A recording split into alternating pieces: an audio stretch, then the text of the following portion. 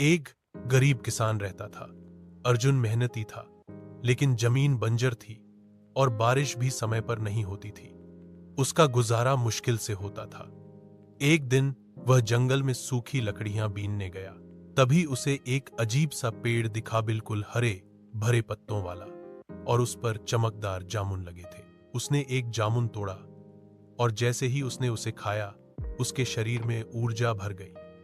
थकावट गायब हो गई और उसे लगा जैसे उसकी सारी चिंताएं उड़ गई हों। हैरान होकर उसने कुछ और जामुन तोड़े और घर ले आया।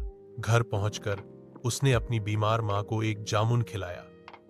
कुछ ही समय में उसकी मां स्वस्थ हो गई। अर्जुन को समझ आ गया कि यह कोई साधारण पेड़ नहीं है, यह जादुई जामुन का पेड़ है।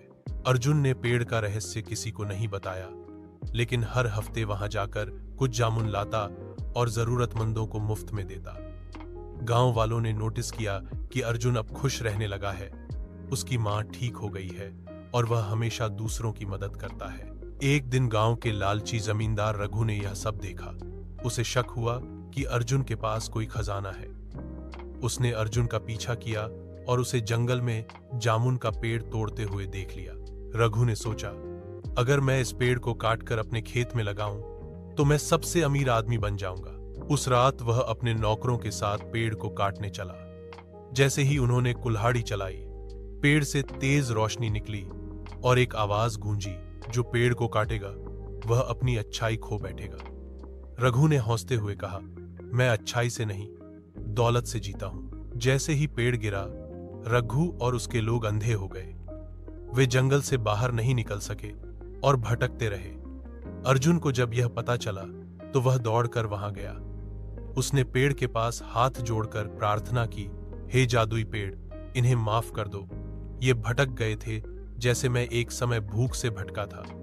पेड़ की आत्मा ने अर्जुन की विनती सुनी और कहा, तुम्हारा दिल शुद्ध है अर्जुन, मैं फिर से उगूंगा, लेकिन सिर्फ वहां जहां अच्छाई हो। लालच कभी भी इस चमत्कार को नहीं पा सकता। पेड़ वहीं से दोबारा उगाया और रघु को उसकी गलती का एहसास हुआ। उसने अर्जुन से माफी मांगी और गांव में सेवा का कार्य करने लगा।